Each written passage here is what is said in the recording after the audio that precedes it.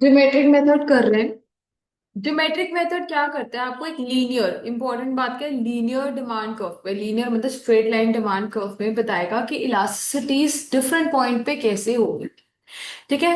तो ये 5 पॉइंट्स बताता है। ये कहता है या तो इलास्टिसिटी इनफाइनाइट है, इलास्टिसिटी जीरो है, इलास्टिसिटी ग्रेटर देन वन है, लेस देन वन है, या इक्वल टू वन है, कि कौन सी डिग्री पे हम लाई कर रहे हैं।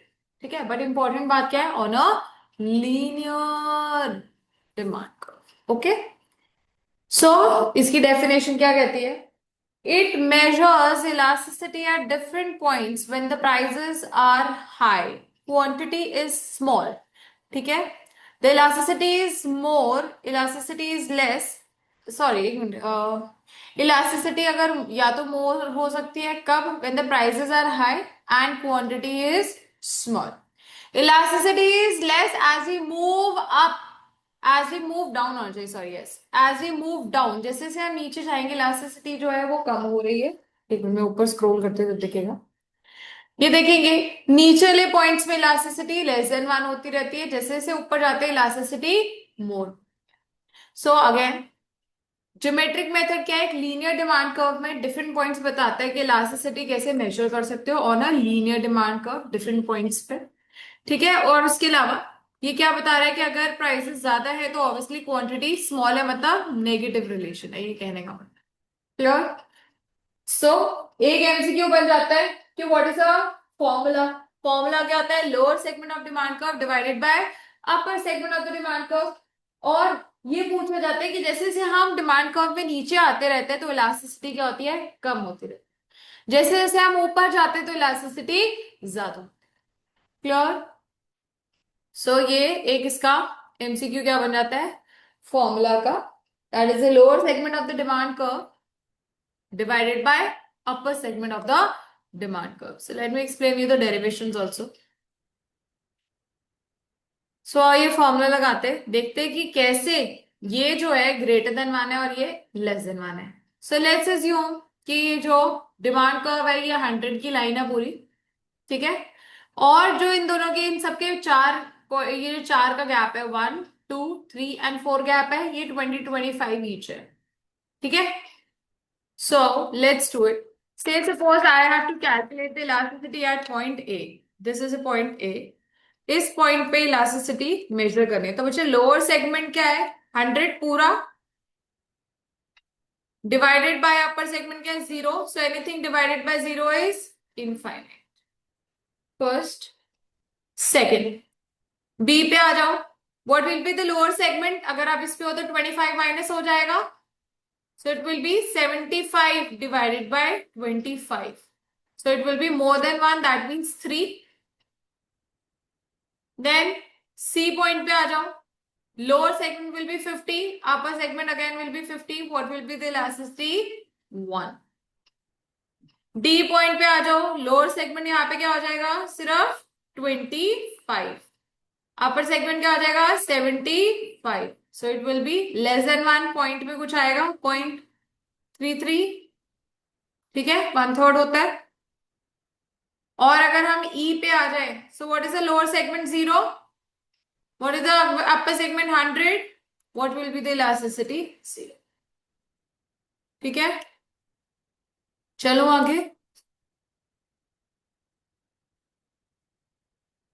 Point elasticity of demand curve. अब नेक्स्ट मेथड क्या होता है, पॉइंट इलास्टिक मेथड। वैसे तो सिर्फ हमारी ये जो आईसीआई की किताब है इसमें इन्होंने अलग अलग डेफिनेशंस में एक्सप्लेन किया हुआ है, बट अदरवाइज जो ज्योमेट्रिक मेथड है उसको पॉइंट इलास्टिक मेथड भी बोलते हैं। But the only difference is going to be, अगर पूछ लिया जाए बहुत ज्यादा कंफ्यूजन क्रिएट करनी हो और आपको आंसर में दोनों ऑप्शंस दिए हुए हैं, ठीक है ना। तो बच्चे पॉइंट इलास्टिक मेथड में आपको ध्यान रखना है दैट यहाँ पे जो elasticity it is measured on a particular point of demand को। ठीक है, एक पर्टिकुलर पॉइंट, वहां पे 5 डिफरेंट पॉइंट्स में हम इलास्टिसिटी मेजर कर रहे हैं, यहाँ पे हम सिर्फ एक पर्टिकुलर पॉइंट में कर रहे हैं। It is use to measure elasticity with respect to, again very important is infinitely small change in the price, मतलब बहुत छोटा, बहुत छोटा चेंज आता है जो प्राइस में, तो डिमांड में कितना चेंज आएगा उसको मेजर करने के लिए एक पॉइंट पे जब हम मेजर करते हैं इलास्टिसिटी, कौन सा मेथड नाम देते हैं उसको, पॉइंट इलास्टिक मेथड। ठीक है, so it uses derivatives to measure changes in the price and quantity. कुछ नहीं है, बस फर्क क्या आप देखेंगे, ये ऐसे रह गया। सो वैसे हमारा फॉर्मूला क्या होता है, delta Q by delta P into P by Q. वैसे भी डेल्टा की जगह we will use the word derivatives D. Okay guys, otherwise everything else is going to be exactly the same. बस पता कैसे चलेगा कि आपको पॉइंट इलास्टिक बोला है, जब देयर से particular point on a demand curve and the change in prices infinitely small, it is very very small. ठीक है, चलो आगे। ठीक है, अब यहाँ पे वही है, डी क्यू एंड डीपी जो है derivatives of demand and quantity है। ठीक है, and P and Q initials है, और स्लोप हमारी डिमांड कर्व की हमेशा सेम रहती है, that is delta P by delta Q. So again एक और चीज है, it is there for the product of quantity price quantity ratio at a particular point on a demand curve and the reciprocal of the slope of demand. तो ये तो बात है। अब मैं इसकी बात करूं अगर फॉर्मूला की, लिखे product of price quantity ratio, ये फॉर्मूला को एक्सप्लेन किया हुआ है।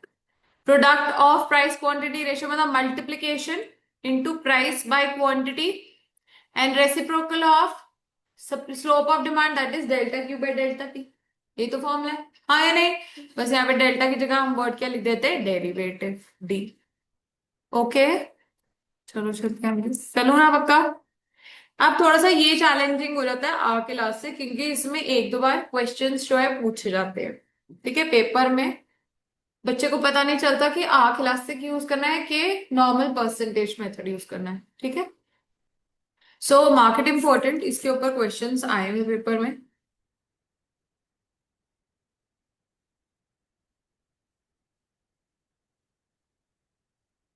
So elasticity may be measured over a range of prices when change in price and quantity are discrete and large। जब बहुत ज्यादा डिफरेंस होता है ना प्राइसेस के अंदर, तो उस टाइम पे हम कौन सा मेथड यूज करते हैं, आंकड़ा से। कहने का मतलब, पहले प्राइस मेरा 100 था, अब प्राइस 110 20 नहीं हुआ, सीधा हो गया मे बी से सपोज 300। फिर 300 के बाद अगर एग्जाम्पल प्राइस हमारा 500 ना होके 600 या 650 या कुछ भी ज्यादा हो गया, so it is discrete, it is changing at different pace and it's large. ठीक है, तो उस टाइम पे हम जो सा मेथड यूज करते हैं that is arc elastic. And again it is not on a linear demand curve, it is obviously क्योंकि बहुत ज्यादा डिस्क्रीट है ना, चेंजेस बहुत ज्यादा फर्क है, तो स्ट्रेट लाइन पे तो नहीं होगा, 25-25 का फर्क नहीं है, तो इसका नॉन लीनियर होगा हमारा डिमांड कर्व। ठीक है, so here the demand curve is again what, non linear.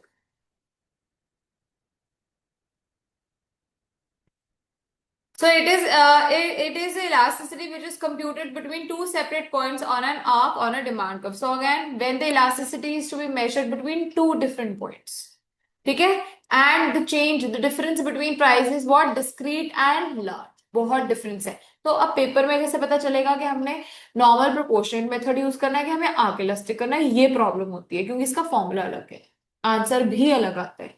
तो उस टाइम पे आपको प्राइस के अंदर चेंज देखना है। अगर प्राइस तो देखो जी बहुत कम आ रहा है, वैसे भी एक और तरीका भी बताती हूँ, देखो कंफ्यूजन बिल्कुल ना हो, कि अगर पॉइंट इलास्टिक का मेथड होगा ना और आर्क इलास्टिक होगा, आप पहले क्या करेंगे, पॉइंट या प्रोपोर्शनेट मेथड यूज करेंगे, normal delta Q by delta P into P by Q.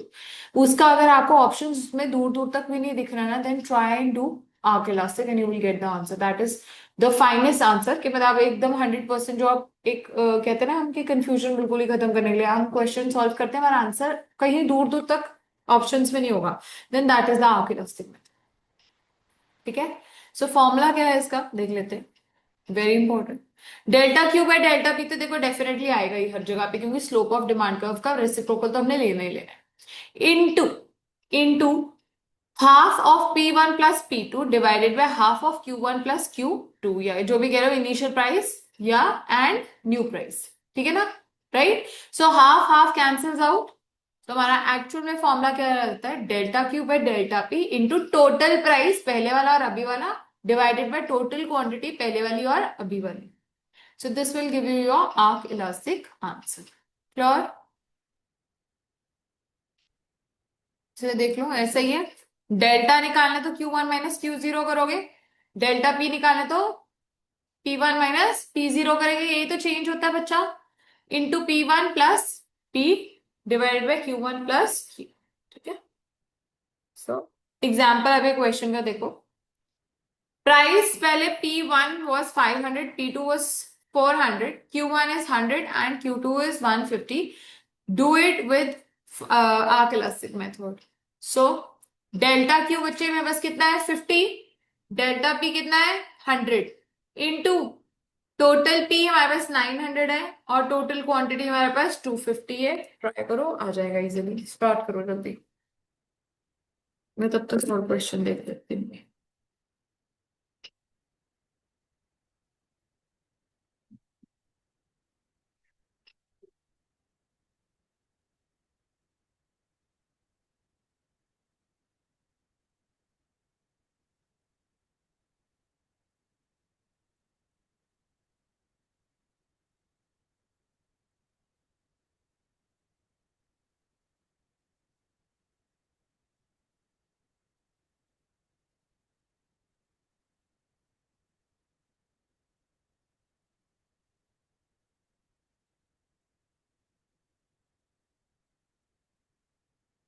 एक और क्वेश्चन क्या करेंगे.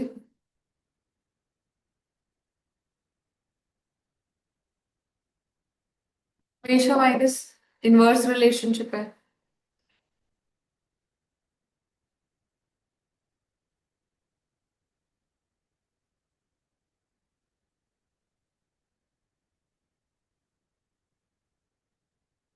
नेक्स्ट लिखेंगे.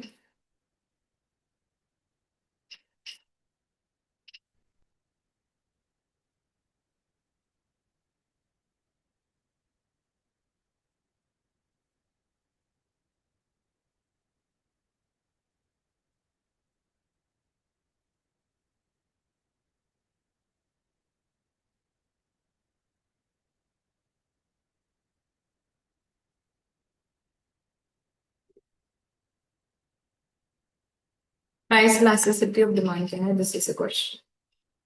ऑप्शंस दे देते हैं.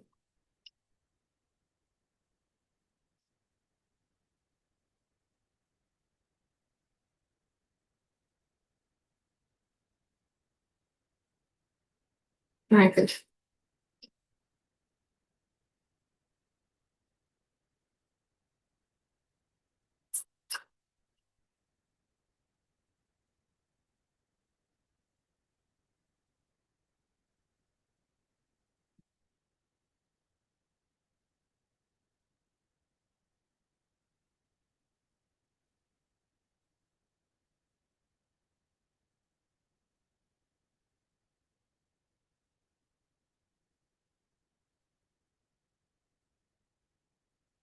0.67, 1.5, 2 and 3.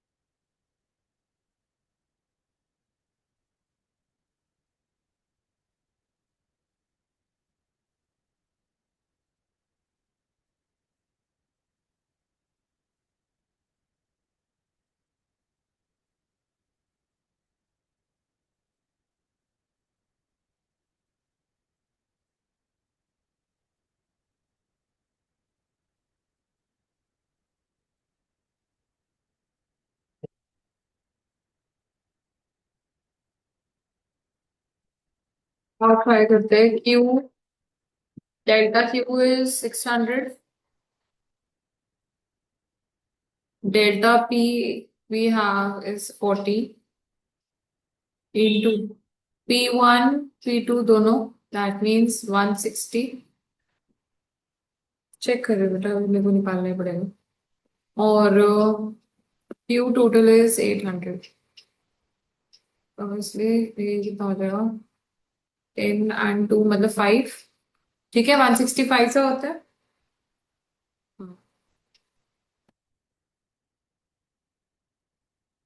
5 1 5 2 3 answer should be D yes और नो सिमरन ठीक है चलो आगे Next is total outlay expenditure method. Now this is super important. Why is it super important? Reason ये है कि इसका सिंपल ना थ्योरी में भी क्वेश्चन आता है प्रैक्टिकल नहीं आता सिर्फ ठीक है प्रैक्टिकल कैसे आ सकता है कि this is this then what is the relationship will the demand increase will it be more than one elasticity less than one इस तरीके से आएगा ठीक है तो बहुत ध्यान से समझ लेंगे एक और इम्पोर्टेंट बात क्या है कि टोटल एक्सपेंडिचर और टोटल रेवेन्यू ये रूल्स सेम है ठीक है अभी मैं आपको करा रही हूँ that is total expenditure 5 minute बाद मैं आपको टोटल रेवेन्यू मेथड भी कराऊंगी the rules are absolutely the same ठीक है आ जाओ ऑफ कर लेते हैं देखो टोटल आउटले या टोटल एक्सपेंडिचर क्या होता है वही प्राइस इनटू क्वांटिटी प्राइस मतलब यहाँ पे मेरा क्या मेरा खर्चा कितना हो रहा है मैं कितना खरीद रही हूँ और क्वांटिटी में क्या हो जाएगा कि कितना हम खरीद रहे हैं समझ के प्राइस के per unit price and quantity क्या आपका quantity that you are actually purchasing the units right so expenditure क्या होता है अगर आपने से सपोज 10 डेयरी मिल्क ली जो कि 20 रुपीज ईच है तो आप कितने का खर्चा करके आए 200 this is your total expenditure ठीक है अब इसमें ना ये कहते हैं कि हमारे पास 3 डिग्रीज हैं या तो इलास्टिसिटी इक्वल टू 1 होगी लेस देन 1 होगी या मोर देन 1 होगी ये जीरो नहीं बोलता ये इनफाइनाइट नहीं बोलता ठीक है तो बच्चा लर्न करना है सिंपल सा रूल ठीक है एक्सप्लेन भी कर दूंगी बट लर्न क्या करना है if with the increase in price price के बढ़ने की वजह से ठीक है प्राइस के बढ़ने की वजह से आपका टोटल एक्सपेंडिचर मैं क्या बोल रही हूँ क्वांटिटी नहीं बोल रही क्या बोल रही हूँ टोटल एक्सपेंडिचर भी बढ़ता है if with the increase in price your total expenditure also increases and with the fall in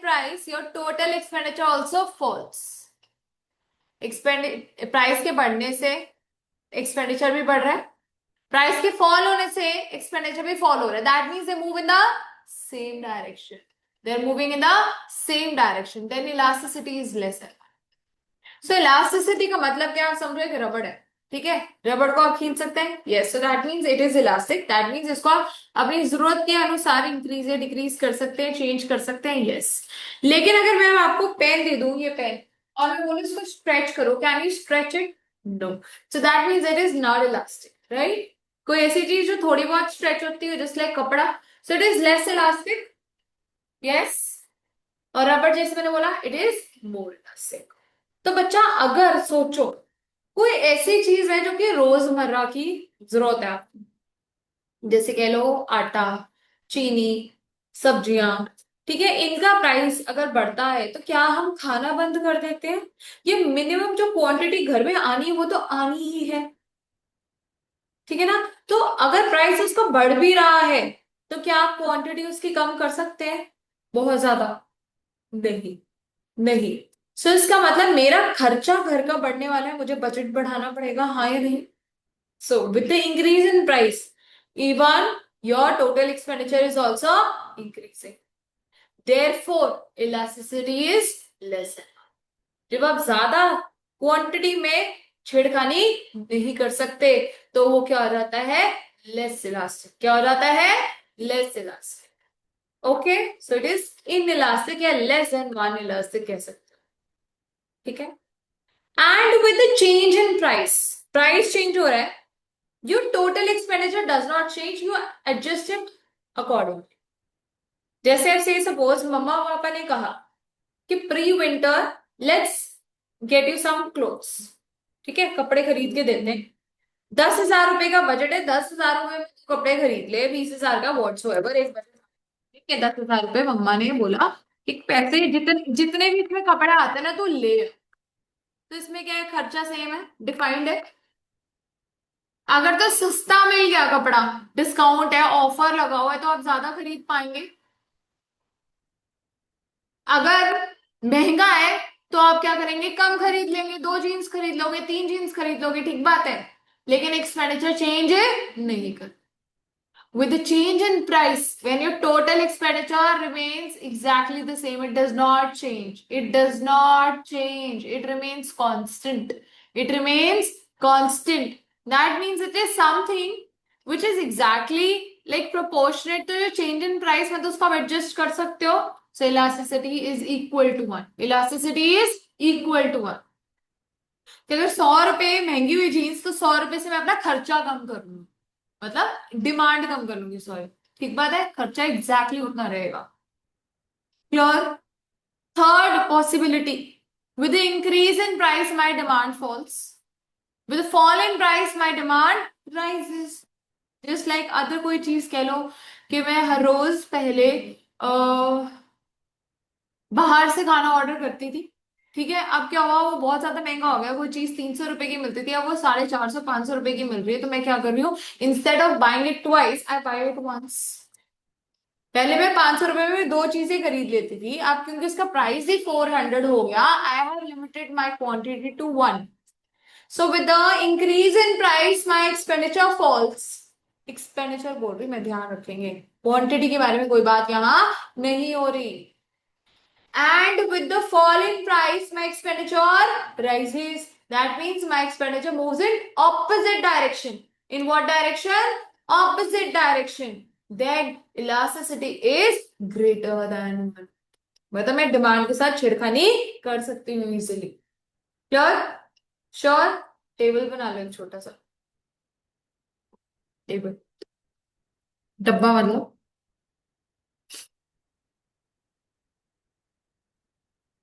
ये अच्छा, ये ठीक है, ये अभी टेबल आपके में वैसे तो बना होगा रूल्स टाइप में, एक छोटा सा टेबल कहीं पे हेडर फुटर में बना लो।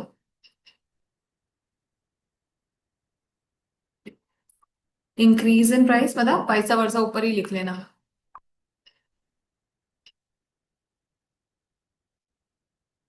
Increase in price, total expenditure also increases, तो it is what, TD is less than 1। ठीक है, तो इसके साइड में आप सेम डायरेक्शन भी ऐसे लिख सकते हो। ठीक है, second option is with the increase or decrease in price, total expenditure remains constant, it does not change, elasticity is equal to 1। यहाँ पे constant लिख लो। ठीक है जी। Last scenario, if with the increase in price your total expenditure falls, your total expenditure what बचे falls, then elasticity is greater than 1 or they move in opposite directions, they move in opposite directions। ठीक है, this is very important, it can be asked in statement type, it can be asked in form of numericals, but obviously the baseline is going to be the same। Elasticity greater than 1 है कि less than 1 है, elastic है या in elastic है। तो अगर less than 1 है तो उसको हम इन इलास्टिक बोल देते हैं, मोर देन 1 है तो उसको इलास्टिक बोल देते हैं या मोर इलास्टिक भी बोल देते हैं। ठीक बात है। और 1 को क्या बोल देते हैं, यूनिट इलास्टिक या फिर यूनिटरी भी बोल देते हैं। ओके, आओ हम इसको रीड भी कर लेते हैं जो लिखी हुई हमने कहानी सारी। ये देखो इसका कैसा बनता diagram. We show 3 degrees on a same demand curve। So if बच्चे, if it is downward sloping मतलब opposite direction है, तो elasticity is going to be more than 1। If your demand curve is not changing at all, मतलब it does not change, your total expenditure does not change, then elasticity is equal to 1, yes। If with the increase in price your expenditure also increases, that means there is a positive or a direct relationship, therefore upward sloping। Clear है, तो देख रहे हैं upward slope less than 1। Okay, So if the price was O and A, ठीक है, ये रहा OA, ठीक है, your total expenditure was AP, दिख रहा है. When the price fell down to OB, your expenditure is BQ, ठीक है. मतलब इसको आप नंबर से भी कर सकते हैं. तो इसका मतलब अगर प्राइस बढ़ा या फॉल हुआ, अगर प्राइस फॉल हुआ तो आपकी टोटल एक्सपेंडिचर बढ़ गया. So they are moving in what, opposite directions. They are moving in opposite directions. Then elasticity is more than 1. Elasticity is more than 1. Clear? अगर बच्चे with a change in price your total expenditure does not change, it remains unaffected, then your elasticity is equal to 1. ठीक है, तो देखो diagram में पहले मेरा price O B था तो एक्सपेंडिचर कितना था बी क्यू. जब मेरा प्राइस गिर के ओ सी हो गया तब भी मेरा एक्सपेंडिचर क्या है CR. क्या है CR. तो मेरा देखो स्ट्रेट लाइन बन रहा है, एक्सपेंडिचर कर्व स्ट्रेट लाइन बन रहा है. Therefore your elasticity is what, equal to 1. ठीक है जी. Last case, when my price was OC, expenditure was CR. अब प्राइस गिर गया OD तो एक्सपेंडिचर भी क्या हो गया, गिर गया. कितना DS. तो इलास्टिसिटी क्या है, लेस देन 1. ठीक है जी. गुड. तो ये मैंने आपको लिखवा भी दी है डायग्राम फॉर्म में. क्लियर? प्रैक्टिकल फॉर्म में देखना हुआ तो ये एक बार टेबल भी गो थ्रू कर लो, ये जो प्राइस और क्वांटिटी का है.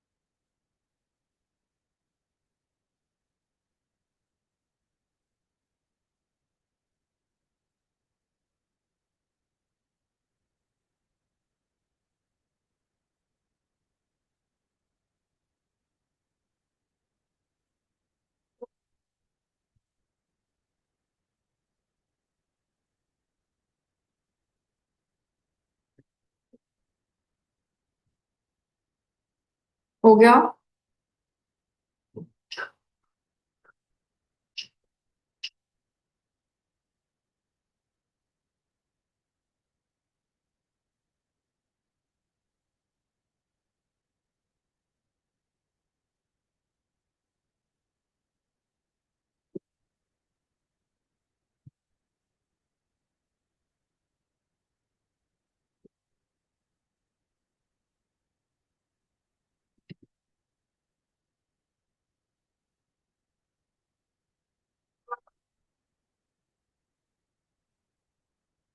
Next is total revenue method. Exactly, almost exactly the same. Like it's just that the only difference is कि यहाँ पे हम सेल के बारे में बात करेंगे. ठीक है. Total revenue from the point of view of the seller, कि वो कितना पैसा कमा पाया. Right. So what is total revenue? Total revenue is your price into quantity, selling price into quantity sold. बस ऊपर था सेलिंग प्राइस में मतलब purchase price into quantity bought था, यहाँ पे क्वांटिटी सोल्ड है बस. ठीक है. So price elasticity tells you what happens to the TR when price changes. बच्चे when there is no change in the total revenue क्या होगा, elasticity will be equal to 1. ठीक है. So when there is no change in the TR because of change in price. ठीक है. सो यहाँ पे क्या है, कह रहे हैं यहाँ पे देखिए बात कर रहे हैं प्राइस इफेक्ट, क्वांटिटी इफेक्ट. डरना नहीं है, समझ लो. प्राइस इफेक्ट मतलब प्राइस की वजह से क्वांटिटी में क्या असर पड़ रहा है, और क्वांटिटी इफेक्ट मतलब सॉरी प्राइस की वजह से टीआर में कितना इंपैक्ट पड़ रहा है, और क्वांटिटी के बदलने की वजह से टीआर में कितना इंपैक्ट पड़ रहा है. अगर तो क्वांटिटी के बढ़ने से हमारा टीआर पे इंक्रीज हो रहा है, या क्वांटिटी के घटने से टीआर में डिक्रीज आ रहा है, तो that is your quantity effect. Price के बढ़ने घटने की वजह से टोटल रेवेन्यू में इंक्रीज डिक्रीज आ रहा है, तो दैट इज प्राइस. जब बच्चे कोई इफेक्ट ही नहीं आएगा, प्राइस बढ़ गया, प्राइस बढ़ गया और टोटल रेवेन्यू में कोई चेंज नहीं आया, इसका मतलब क्वांटिटी फॉल हुई होगी, हाँ या नहीं, खुद देखो. यस. तो प्राइस के बढ़ने से क्वांटिटी अगर फॉल हुई तो होना भी तो दोनों का सेम प्रोपोर्शन में चाहिए ना, तभी तो नील इफेक्ट होगा. So when quantity effect balances price, दोनों इक्वल हो गए. 10 से प्राइस बढ़ा तो 10 से ही क्वांटिटी में फॉल आया टीआर के लिए. सो that is when your elasticity is equal to 1. Why? Because TR does not change. क्योंकि क्वांटिटी इफेक्ट बैलेंसेस और nullifies the price. Okay. Number 1. Number 2. Number 2 is elasticity is less than 1. So because of increase in price, price के बढ़ने की वजह से क्या हुआ, increase in price increases the revenue, same direction ना, लेस देन 1. ठीक है. So when because of increase in price total revenue also increases. Price effect ज्यादा, क्वांटिटी इफेक्ट कम है, हाँ या नहीं, क्वांटिटी में ज्यादा बदलाव नहीं आ रहा. देखो पहले भी जितनी सेल हो रही थी अभी भी उतनी सेल हो रही है. सो दैट मीन्स यहाँ पे T R is same, so that means price effect is strong, क्योंकि क्वांटिटी में ज्यादा इंपैक्ट नहीं आ रहा. Clear. So what is stronger your, price effect is stronger. Last case, ED is greater than 1. Then what will happen? Obviously, they are both going to move in the opposite directions.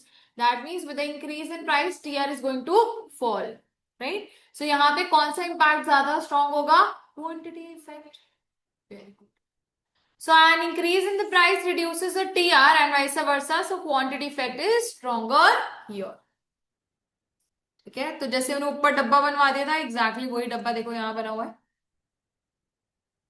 Price अगर fall हो गया, ठीक है, और elasticity greater than 1 कैसे होगी देख लेंगे. तो इंक्रीज इन प्राइस कैसे, टीआर अगर फॉल हो गया तो elasticity is greater than 1. Increase कैसे, इंक्रीज हो गया तो मोर देन 1, कोई फर्क नहीं पड़ा तो इज इक्वल टू 1. प्राइस के फॉल होने की वजह से टीआर इंक्रीज हो गया अगेन ऑपोजिट डायरेक्शन, तो मोर देन 1. सेम रहा तो नो चेंज यूनिट इलास्टिक या फिर इक्वल टू 1. और अगर टीआर फॉल हो गया same direction, then elasticity is less than 1. Sure. चलो आगे. Degrees of elasticity of demand. We have 5 different degrees of elasticity of demand. Number 1 is perfectly elastic demand curve. That means ED या PED is equal to infinite. That means even a small change in the price is going to cause a lot of change in the demand. थोड़ा सा price के अंदर बदलाव will reduce your quantity, बिल्कुल zero पे अगर increase हो गया, और अगर फॉल हुआ तो बहुत ज्यादा इंक्रीज कर देगी, infinite. Right. So quantity demanded falls to zero even with the slightest increase in price. अब ये इंपॉर्टेंट बात है कि कौन, ऐसा क्वेश्चन आता है सुनो, कि if the substitutes are perfect, perfect perfect substitutes है अगर, तो उस केस में what will be the elasticity of demand. So elasticity of demand will be infinite. That means अगर एग्जैक्टली मेरे सामने एक स्टील का कुछ कह लो चम्मच है, उसकी कोई क्वालिटी भी सेम है, 2 चम्मच पड़े, क्वालिटी सेम है, कलर सेम है, कोई ब्रांड नहीं है, कुछ नहीं है, पैकिंग वैकिंग किसी चीज का फर्क नहीं है, सामने मैं आपके रख दूं, तो अगर मैं कहूंगी एक जो चम्मच वो 12 रुपए का है और दूसरा चम्मच 8 रुपए का है, तो आप कौन सा उठाओगे? 8 रुपए वाला ना। यस। सो दैट मीन्स यहाँ पे क्लोज सब्स्टिट्यूट्स के केस में जो चीज सस्ती बिक्री हुई उसकी तो डिमांड भरपूर हो जाएगी, और जो थोड़ी सी 1 रुपया भी महंगी है उसको कोई खरीदेगा नहीं। ठीक बात। So elasticity will be equal to infinite in case of perfect substitutes is an important MCQ that can be asked. Perfect substitutes, ठीक है, या फिर number of substitutes available are, बहुत सारे, ठीक है, नंबर ऑफ सब्स्टिट्यूट्स हैं। अगर किसी के सब्स्टिट्यूट ही नहीं है तो क्या होगा? इलास्टिसिटी क्या होगी? Equal to zero. Perfectly inelastic हो जाएगी तब। ठीक है। और ये यूजुअली कहाँ देखा जाता है? परफेक्टली कंपेटिटिव मार्केट, जहां पे ब्रांडिंग नहीं है कोई और होमोजीनियस गुड्स है। ठीक बात है, परफेक्ट नॉलेज है। वेयर क्लोज सब्स्टिट्यूट्स मैंने आपको बता दिया are available, where price is determined by market forces of demand and supply, of course. Yes. Clear. So यहाँ पे what will happen? Your price is going to be exactly the same, it is not going to change, but what is going to change? Only the demand. ठीक है जी। चलो आगे। Perfectly inelastic demand curve, या मतलब perfectly inelastic मतलब जहां पे price के चेंज होने की वजह से इलास्टिसिटी में 1 रुपए का कोई बदलाव नहीं आएगा। सो this is in case of necessity और इमरजेंसी गुड्स। दवाई सबसे बढ़िया एग्जाम्पल वही है। अगर कॉम्बीफेम का प्राइस आज 1 या 2 रुपए से या 5 रुपए से भी बढ़ जाएगा तो उसके पत्ते की डिमांड कम नहीं होगी, और अगर वो 2 रुपए का भी बिक गया तो उसके अंदर उसकी डिमांड बढ़ नहीं जाएगी। ठीक है। सो ऐसे गुड्स जिनके प्राइस के चेंज होने की वजह से डिमांड में कोई 1 रुपए का भी चेंज नहीं होता। सो आप देखेंगे इधर वाली साइड हमारी वाई एक्सिस, ध्यान देंगे वाई एक्सिस में डिमांड होती है, एक्स एक्सिस में प्राइस होता है। जब हम कह रहे हैं प्राइस बदल सकता है, डिमांड नहीं चेंज होगी, तो प्राइस मतलब it will be parallel to Y axis. इस तरीके से हमारा डिमांड तो होगा। इस शेप को हम क्या कहते हैं? Vertical shape. जो अभी हमने ऊपर पढ़ी that is lateral, that means horizontal. ठीक है, कई बच्चों को इसमें भी परेशानी होती है तो प्लीज ध्यान रखिएगा। सो योर, यस नहीं, हाँ सॉरी, वाई में प्राइस होगा, एग्जैक्टली सॉरी, वाई में प्राइस है और नीचे हमेशा क्वांटिटी होती है, ऐसे रॉन्ग है। यस। ठीक है, बट समझाया सही था। ठीक है। तो बच्चा ये डिमांड का आपका क्या होगा? Straight line parallel to Y axis which we call as vertical.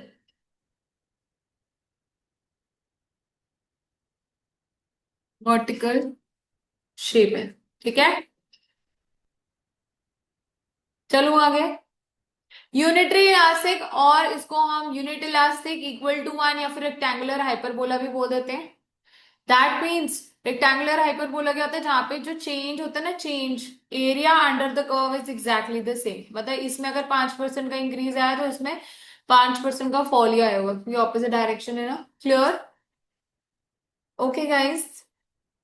सो ये आप जो देखते हो this is in case of comforts like पंखा, फ्रिज, टीवी, जो बेसिक आजकल हर घर में है ही है, आरामदायक चीजें। ओके। सो यहाँ पे change in price is exactly set of by change in quantity. Clear. Last is your, sorry second last is your greater than unitary या फिर मोर इलास्टिक। ठीक है, या फिर इलास्टिक भी बोल देते हैं इसको। ठीक है, कभी कभार पेपर में तो डरना नहीं है कि what is elastic, are they talking about? They are talking about more elastic. So when the percentage change in your quantity demanded is greater ना, क्योंकि elasticity is greater than one बोल रहे हैं, so is greater than the change in price. के price में जितना change नहीं आया, प्राइस में चेंज आया सिर्फ 3%, और क्वांटिटी जो है मोर देन 3% से चेंज हुई है, तो उसको हम क्या कहेंगे? मोर इलास्टिक, ग्रेटर इलास्टिक या फिर इलास्टिक। ठीक है जी। So this is usually in case of luxury goods like diamonds, cars, expensive, ये सारी चीजें। Clear. So as we can see your 5% fall in price leads to 25% increase in quantity. This is your greater than elastic. Not just 25, कुछ भी हो सकता है, 7% increase, 6%, 5.5, 5.3, anything, मतलब more than one. ठीक है, परसेंट चेंज आ रहा है अगर, so that is what your more than elastic. Less than unitary, less elastic या फिर इन इलास्टिक भी सिंपल भाषा में इसको बोल सकते हैं कभी कभार, तो डरना नहीं है। सो इन इलास्टिक डिमांड कर्व क्या होता है, जहां पे प्राइस में बदलाव ज्यादा है पर क्वांटिटी में ज्यादा बदलाव नहीं आया, जैसे कि नेसेसिटीज, रोजमर्रा की घर की चीजें, टमाटर, प्याज, ये नमक, चीनी, आटा, चावल। ठीक है, थोड़ा बहुत प्राइस में चेंज आया तो बहुत ज्यादा डिमांड में चेंज नहीं आने वाला, डिमांड थोड़ी बहुत ही इम्पैक्ट होगी इससे। ठीक है, पहले हम घर में एक एक्स्ट्रा चने का पैकेट, सॉरी उसका कोई भी चीज कह लो, चने का पैकेट ले आते थे, अब क्योंकि उसका प्राइस ज्यादा महंगा हो गया तो हम सिर्फ रिक्वायरमेंट उतनी ले आते हैं, एक एक्स्ट्रा कम ले आएंगे। ठीक बात। So when the percentage change in quantity demanded is less than the percentage change in price, it is a steeper demand curve obviously, क्योंकि इसकी फॉल क्या है, छोटी है। ऊपर वाले में ग्रेटर में क्या होगा, फ्लैटर, खुला होगा। देख रहे हैं ना शेप बच्चे, ये जो ऐसे झुकी झुकी होती है टाइट टाइट सी, इसको स्टीपर बोलते हैं, जो ऐसे खुली खुली सी होती है उसको फ्लैटर बोलते हैं। ठीक है, ऊपर बच्चे फ्लैटर, यहाँ पे नीचे स्टीपर। ठीक है, चलो आगे। Now, what are the determinants of price elasticity of demand? Number one is nature of commodity. This we've already discussed. In case of luxury goods they are talking about here is Veblen goods. ठीक है ना, हमने ऊपर पढ़ा था ना, here the law of demand does not apply. Conspicuous goods, Veblen goods, luxury goods, मतलब जिसकी डिमांड बढ़ती है with the increase in price। ठीक है, तो इलास्टिसिटी क्या होगी, इनफाइनाइट। ओके, क्लोज सब्स्टिट्यूट्स भी यहाँ लिख लो। अच्छा नीचे है, रुको, हाँ लिखा हुआ है। ठीक है, सब्स्टिट्यूट्स भी क्लोज सब्स्टिट्यूट्स कर लो आप, क्लोज या फिर perfect substitutes. Perfect substitutes, elasticity is equal to infinite. Necessity या फिर इमरजेंसी गुड्स में परफेक्टली इनइलास्टिक, जॉइंटली डिमांडेड मतलब पेन एंड इंक। ठीक है, कार एंड पेट्रोल, जो बेसिक एग्जांपल्स हमेशा हम देते हैं। So it is inelastic, that means बहुत ज्यादा इम्पैक्ट नहीं आएगा, क्योंकि अगर किसी के पास, जिसके पास गाड़ी है यार, वो तो पेट्रोल डिमांड करेगा ही ना, हाँ या नहीं। जॉइंटली डिमांडेड, वही बात है, लेस देन वन, सेम ही बात लिखी हुई है। कंफर्ट्स के केस में इक्वल टू वन। ठीक है, और एक लिख लो, एक आएगा आपका perfect complements. Perfect compliments,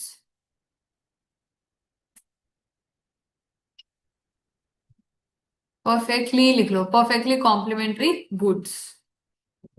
example, gloves, comma, socks, जो कि एक दूसरे के बिना यूज नहीं हो गई, या शूज, समझ गए, राइट है तो लेफ्ट भी चाहिए, लेफ्ट है तो राइट भी चाहिए, नहीं तो एक की कोई डिमांड नहीं है। उस केस में क्या होगा बच्चे, what do you think your elasticity is going to be. इस केस में जो बच्चे हमारा डिमांड को बनता है ना, वो लिख लो, it is going to be L shaped. L shaped लिख लो, एल शेप्ड डिमांड कर्व।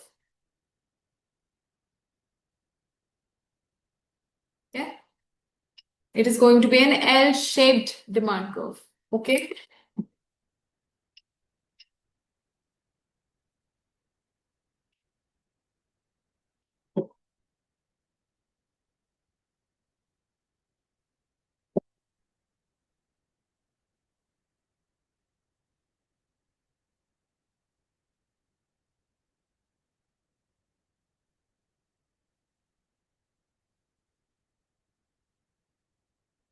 एक second.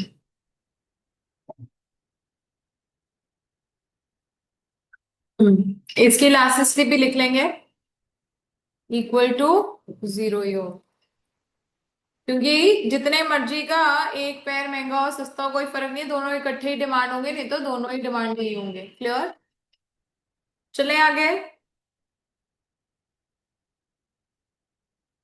Next is availability of substitutes, ये हम ऑलरेडी कर चुके हैं। अगर सब्स्टिट्यूट्स बचे बहुत ज्यादा तो इलास्टिसिटी ज्यादा होगी, अगर सब्स्टिट्यूट्स अवेलेबल ही नहीं है, इलेक्ट्रिसिटी, वाटर, मिल्क, तो क्या करेंगे, हाँ क्या करो, तो डिमांड बच्चे वो करनी ही पड़ेगी जितना मर्जी उसका प्राइस हो पर यूनिट। हाँ, यूज कम या ज्यादा कर सकते हैं हम, डिफरेंट यूजेस में फिर फिट करेंगे।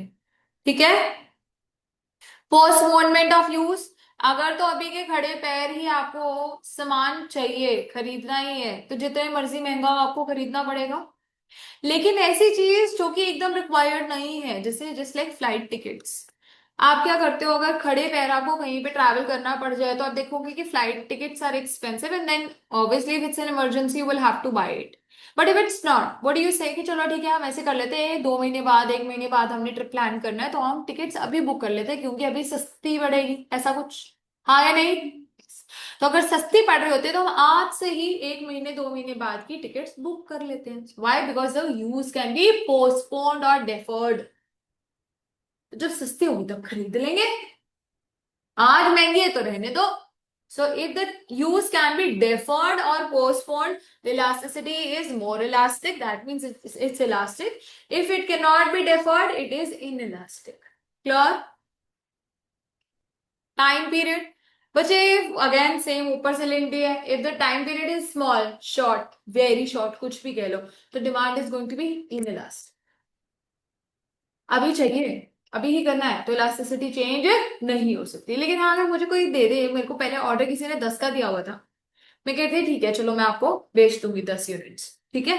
और अगर वो अभी खड़े पैर मुझे बोले मुझे 100 यूनिट चाहिए, इज इट, चलो 100 क्या 20 चाहिए, is it possible for me to give that particular person? अगर मेरे पास सामान है ही नहीं, स्टॉक में नहीं है, तो मैं क्या उसको 20 यूनिट्स प्रोवाइड कर सकती हूँ? Answer is absolutely no.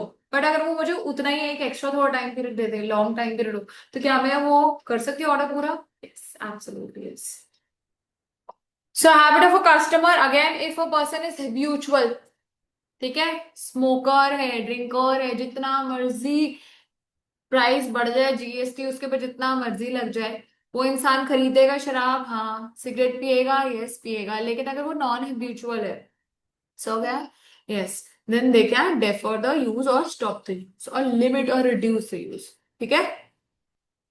Then price, if goods are highly priced, बहुत ही महंगा है, जैसे कि आप लगा लो गाड़ी अगर कोई, ठीक है, या एसी लगा लो, तो गाड़ी तो थोड़ी ज्यादा महंगी होती है, एसी है, ठीक है। अब एसी के ऊपर आपने देखा है जीएसटी की वजह से रेट्स कम हो गए हैं, तो वो लोग जो पहले नहीं भी खरीद रहे थे या एक खरीद रहे थे, वो दो खरीद सकते हैं, क्योंकि ऑलमोस्ट बहुत 10,000 अप्रोक्सीमेटली का, आई थिंक इतना तो फर्क पड़ गया होगा ढंग के एसी में, राइट।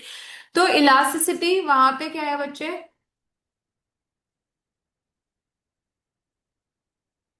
हाँ, तो अगर जैसे से सपोज अगर हाँ, तो खरीद तो सकता है, ठीक है, डिमांड बढ़ेगी। बट अगर ऐसा कोई चीज है जहां पे जो बहुत ही महंगा, लाइक गाड़ी है, ठीक है, गाड़ी है, तो गाड़ी के केस में आप मुझे एक बात बताओ, अगर 1 लाख रुपए कम भी होगी गाड़ी, क्या आप एक और गाड़ी खरीद सकते हैं? नो।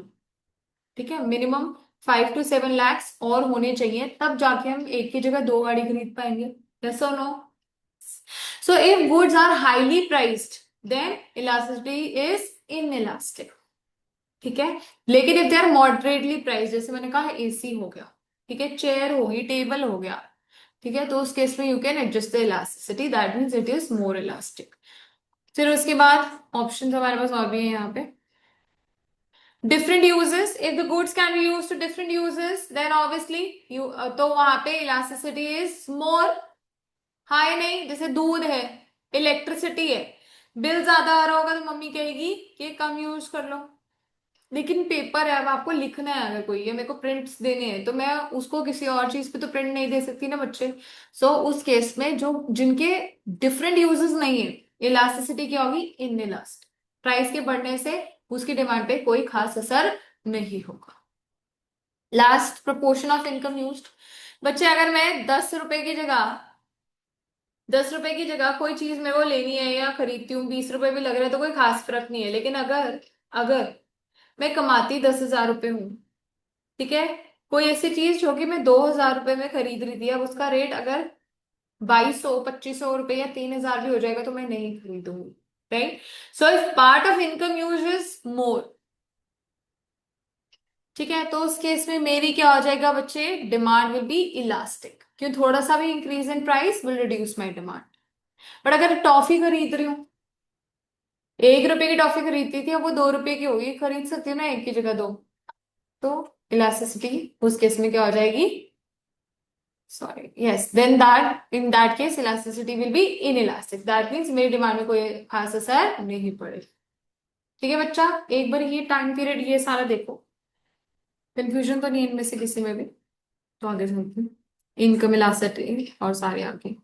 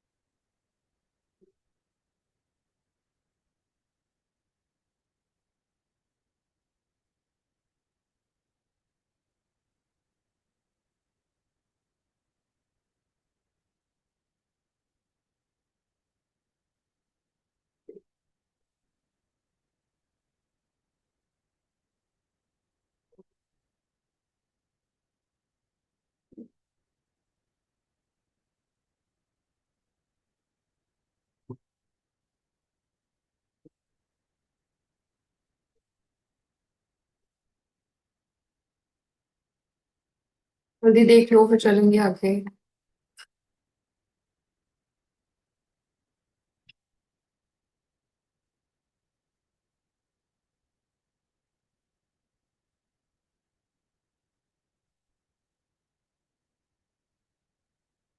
चलो, next is income elasticity, which is just like price. अब यहाँ पे हम क्या देखते हैं, बिकॉज ऑफ इंक्रीज और decrease in income what happens to our demand. ठीक है, so it refers to the responsiveness of change in quantity demanded due to change in income. So usually हम क्या कहते हैं, नॉर्मल केसेस में देखो, फिर से क्वेश्चन अटेम्प्ट करते हुए बच्चे कंफ्यूज हो जाते हैं अगेन, अगर कुछ नहीं मेंशन्ड है ना, कुछ नहीं मेंशन्ड है, निकालना भी नहीं है कुछ नहीं, तो सिंपल से केस में अगर तो इनकम के बारे में बात करी तो हम कहेंगे पॉजिटिव इम्पैक्ट है, कि हम ऐसा अज्यूम करते हैं कि गुड्स आर नॉर्मल गुड्स। क्या है? Normal goods. So in case of normal goods with increase in income the demand also increases, with the fall in income demand also falls. ठीक बात है?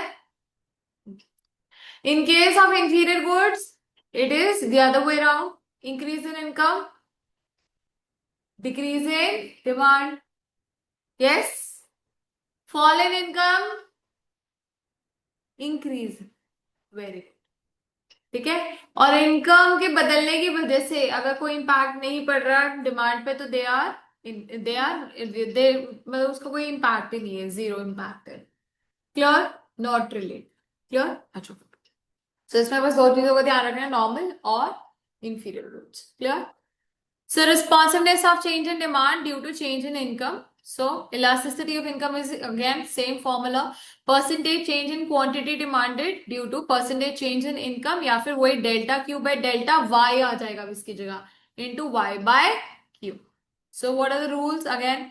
If ED is equal to 1, that means जितनी मैं पहले income spend कर रही थी, ठीक है, उतनी ही इनकम के इंक्रीज होने की वजह से उतनी ही डिमांड है, कोई चेंज नहीं कर रही. तो proportion of income spend on good is exactly the same even when the income increases. पहले भी मेरी इनकम पहले 50,000 थी, अब 70,000 हो गई है. राशन पहले भी 10,000 का आता था, आज भी 10,000 का ही है. तो इलास्टिसिटी इज इक्वल टू 1. ठीक है. अगर अगर proportion of income spent increases, मतलब पहले मैं कपड़ों के ऊपर 10,000 रुपये महीना खर्च करती थी, अब मैं क्योंकि पैसे ज्यादा कमाने लगी हूं तो मैंने पैसों के कपड़ों के ऊपर पैसा ज्यादा खर्च करना शुरू कर दिया है. विद इंक्रीज इन इनकम मेरा क्या हुआ, उस गुड के ऊपर खर्चा भी इंक्रीज हो गया है. ठीक है. The proportion of income spend also increases. Then obviously अगर चेंज कर सकते दैट मीन्स इलास्टिक. ठीक है. अगर the proportion of income spend on good decreases with the increase in income, क्या हो जाएगा, इन इलास्टिक. ठीक बात है, लेस इलास्टिक. ठीक है. सो पॉजिटिव क्या होगा, मतलब दैट मीन्स इनकम के इंक्रीज होने की वजह से डिमांड भी इंक्रीज हो रही है नॉर्मल गुड्स, इनकम के रिड्यूस होने से डिमांड भी रिड्यूस हो रही है इंफीरियर गुड्स. क्लियर. उल्टा, सॉरी, इनकम के इंक्रीज होने की वजह से डिमांड फॉल हो रही है, right. So that is inferior. So let's try all these questions. करो. Income of the household increases by 10, demand for wheat rises by 5. तो व्हीट में राइज हुआ है और इनकम भी राइज हुई, तो दैट मीन्स पॉजिटिव आंसर आएगा, नेगेटिव नहीं आएगा. ये पहली चीज. पहले तो ये चेक करेंगे, फिर हम निकालो 5 divided by 10, so answer is going to be 0.5 plus. ठीक है. जल्दी से देख लो, आगे चलते हैं.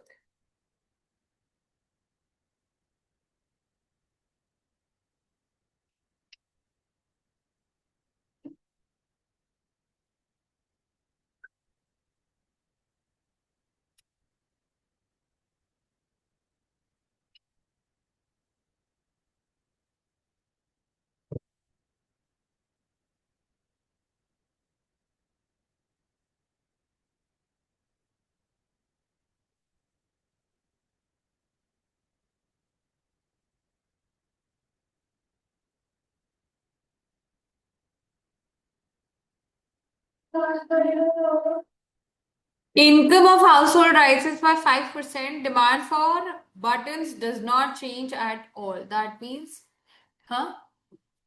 It is not related. It has no impact. Zero. ये देखो आंसर. हाँ जी, फर्स्ट वाला प्लस, सेकंड वाला प्लस क्योंकि लग्जरी इंक्रीज हुआ. यस. थर्ड वाला इज माइनस इंफीरियर गुड. ठीक है. देन ये and then last is zero. Why? Because the demand does not change at all. ठीक है. चले आगे. इनकम क्लियर है, बस मेन पॉजिटिव नेगेटिव का ध्यान रखना है. ओके. नेक्स्ट क्वेश्चन ट्राई करो. कार टाइप है new, second used, price is 6.5 new का, क्वांटिटी तब 400 है. यूज्ड में प्राइस 60,000 है, क्वांटिटी 4,000 है. During the previous year real income of the consumer rose by 10%, मतलब इनकम इंक्रीज हुई है. तो नॉर्मल गुड की डिमांड क्या होगी, इंक्रीज, और इंफीरियर की क्या होगी, fall. Sale of new cars rose to 500. ठीक है. पहले 400 थी, 500, दैट मीन्स पॉजिटिव आंसर आएगा, नॉर्मल गुड है. Used car declined to 3850, that means 150 से माइनस में आ गया, हाँ या नहीं, inferior good. So find income elasticity, simple वही है, आ जाओ, लेट्स डू इट. परसेंटेज में निकाल लो. पहले अब मेरी डिमांड क्या हो गई है, 500, तो 100 डिवाइडेड बाय 400 इंटू 100, 25% होना चाहिए. Yes, 25% increase in demand है, divided by 10% increase in income, 2.5 plus normal good. Second case में 150 डिवाइडेड बाय 4,000. समझ आ रहा है ना कैसे कर रहे हैं, इंटू 100. जिसको नहीं आ रहा प्लीज पूछ सकते हैं, नॉर्मल क्वेश्चंस हैं. 4 3 और फिर कितना बचा, 3 बचा, तो 4 6 24, 4 7 28, 2 बचा 5. So that means 3.75 divided by 10% will give you how much? 0.375 minus, मतलब inferior good. क्लियर है गर्ल्स? सिमरन?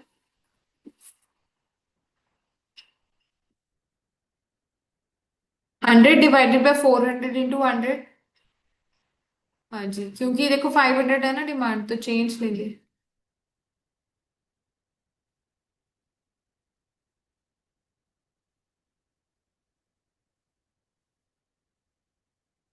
हो गया। भूमि? Next is cross price elasticity. So as we know, cross price में we have two types of goods, substitute and complementary. Substitute goods में बताओ क्या होता है हमारा effect? Price effect is positive, learn कराया था मैंने, positive. In case of complementary negative. ठीक है। सो अगर आंसर प्लस में आया कि हमारा प्राइस ऑफ एक्स की वजह से डिमांड ऑफ वाई इंक्रीज हो गया, तो plus, that means it is a substitute good. हाँ जी।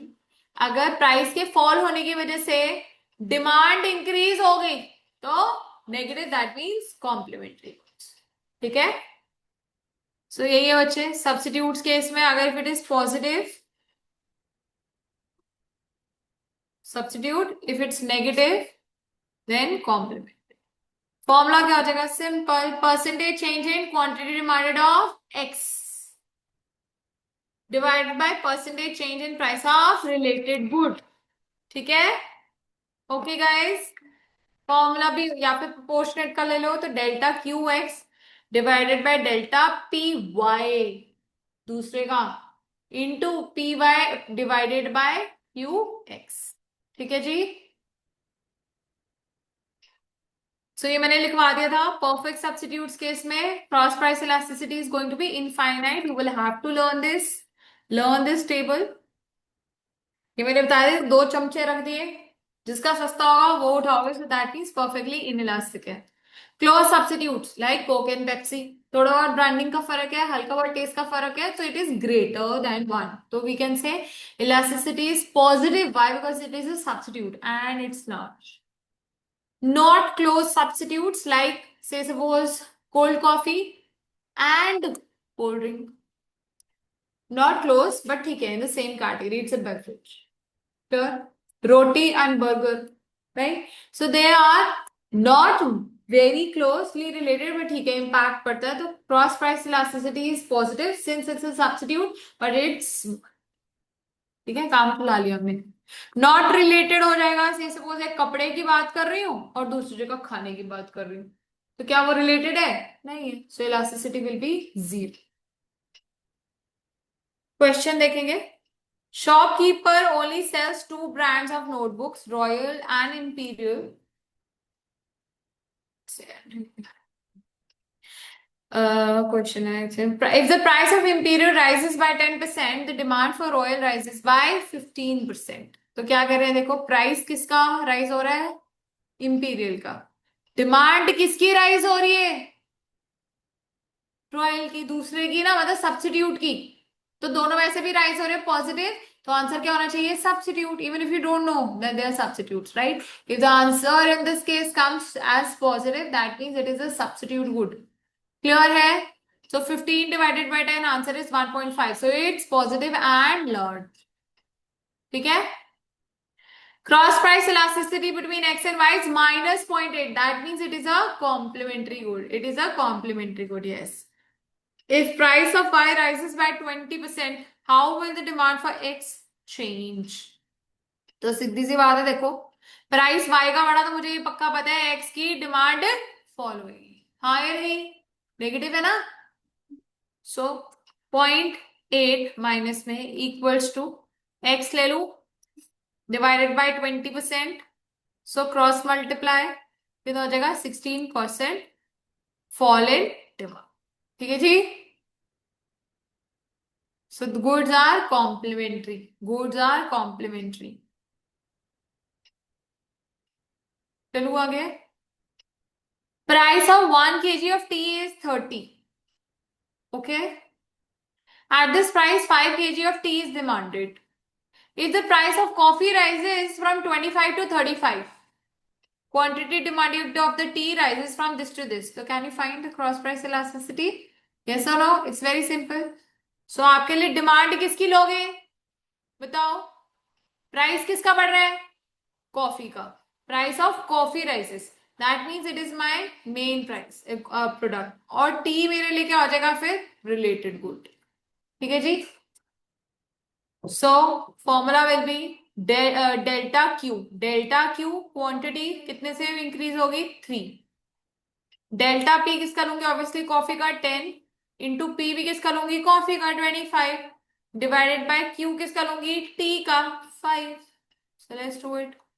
5. This will be 2. हाँ ये ऊपर का उड़ गया मेरा. क्या 3 था ना? हाँ.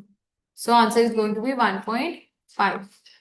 So it is what a substitute good and 1.5 है तो highly elastic या फिर it is positive and large.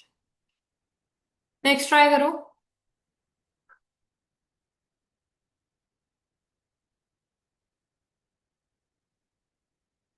Then we'll do a advertisement elasticity and wind up the entire chapter.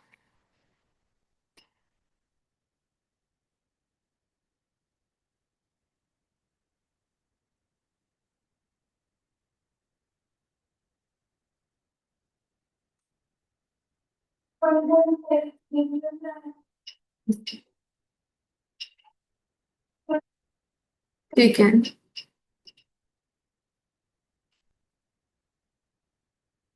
हो गया भूमि आपका भी. Last is advertisement elasticity. पहले समझ लेंगे ये है क्या. एडवर्टाइजमेंट इलास्टिसिटी ये क्या है बेटा? ये कह रहे हैं कि अगर मैंने 1 रुपया, सुन लेंगे, आप कंपनी हो, पहले बच्चे मतलब समझ लो. आप कंपनी में बैठे हो, ठीक है. आपने 10,000 रुपए अगर एडवर्टाइजमेंट पे लगाए और उससे आपकी सेल इंक्रीज हो गई. 10,000 रुपए एडवर्टाइजमेंट पे लगाए और आपकी सेल मोर देन 10,000 से इंक्रीज होगी तो elasticity will be greater than 1. 10,000 लगाए, इलास्टिसिटी लेस देन 10,000 से इंक्रीज हुई. 8,000 हुई, 7 हुई, 5 हुई, कुछ हुई. सो इट इज लेस देन 1. अगर इक्वल हुई तो यूनिटरी. नहीं चेंज हुई तो परफेक्टली इन इलास्टिक. क्लियर बच्चा?